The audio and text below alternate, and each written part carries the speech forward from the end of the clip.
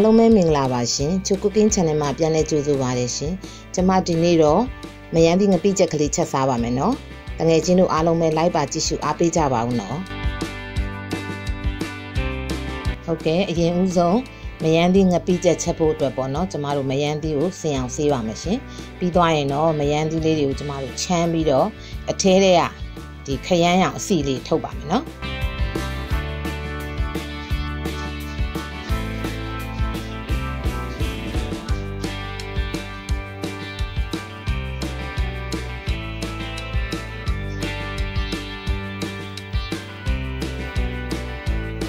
ခုချိန်ရမယန်းသီးရပေါ်တဲ့ချိန်ဆိုတော့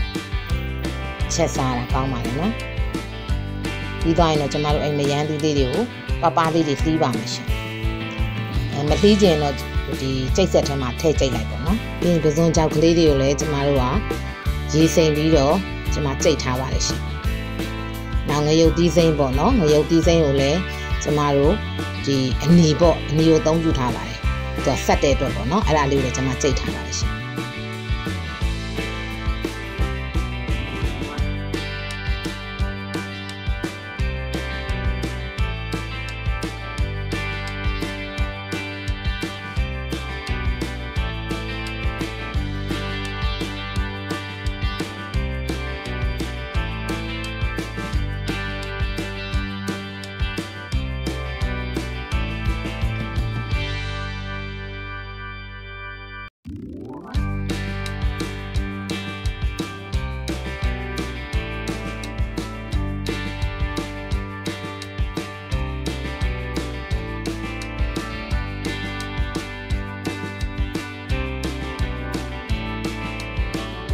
အရင်ဆုံးအိုးပူလာပြီဆိုရင်တော့ထုံးစံအတိုင်းကျမတို့စီထည့်ပါမယ်နော်စီပူလာပြီဆိုရင်တော့ကြိတ်ထားတဲ့ကြက်သွန်အဖြူနေထည့်ပါလိမ့်ရှင်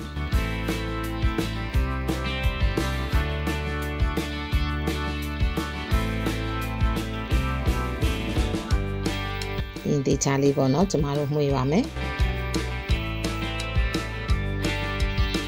စနွင်းထည့်ပါရှင်စက်သွန်လေးတွေမှုေးပြီးတော့နည်းနည်းလေးညှိုးတဲ့အထိပေါ့နော်ကျမတို့စီတက်ပါမယ်ရှင်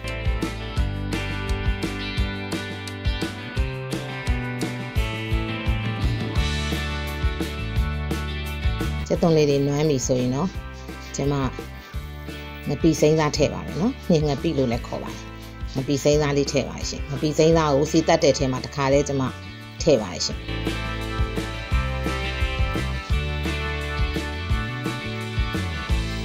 ပြီးသွားရင်တော့ငရုတ်သီးအစိမ်းမှုတ်ထည့်ပါရှင်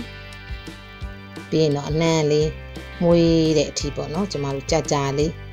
စီတက်ပေးရပါမယ်ရှင်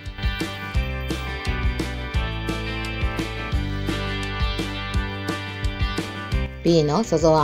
ကြိတ်ထားတဲ့ပစွန်ကြောက်တွေထည့်ပါရှင်ပစွန်ကြောက်အမှုန့်လည်းထည့်လို့ရပါတယ်နော်ကျမအမှုန့်မရှိတဲ့အတွက်အကောင်လေးတွေရေစိမ်ပြီးတော့ကြိတ်လိုက်ပါရှင်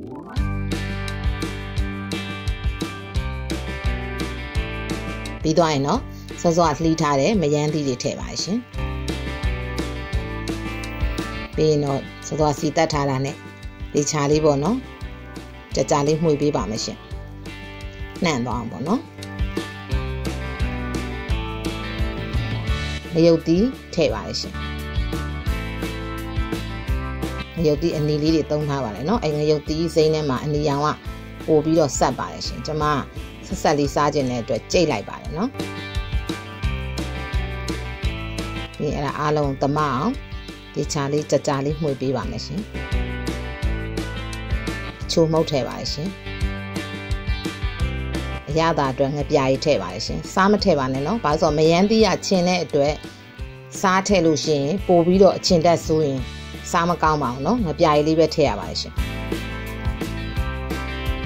ဒီချာလေးပေါ့နော်မှုေးပေးပါမယ်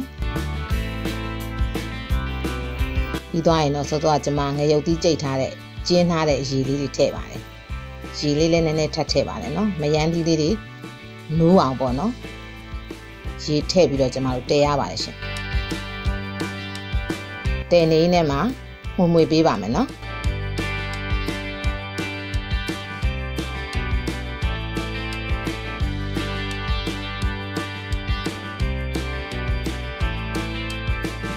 အဲ့မယန်းသီးငပိချက်ကလေးကလည်းထမင်းအလွန်မိန်ပါတယ်နော်ငွေချင်းတို့ချက်စားကြည့်ကြပါအခုလောက်ဆိုရေလေးလည်းနည်းနည်းခန်းသွားပြီပေါ့ရှင်ခုဆိုရင်တော့အရသာကောင်းမွန်နဲ့ထမင်းစားလို့လည်းအရန်မိန်နဲ့မယန်းသီးငပိချက်ဟင်းလေးရပါပြီရှင်ကျမရဲ့ဗီဒီယိုလေးတွေကိုကြိုက်နှစ်သက်တယ်ဆိုရင်တော့ like and subscribe လေးလုပ်ပြီးတော့အားပေးခဲ့ကြပါအောင်နော်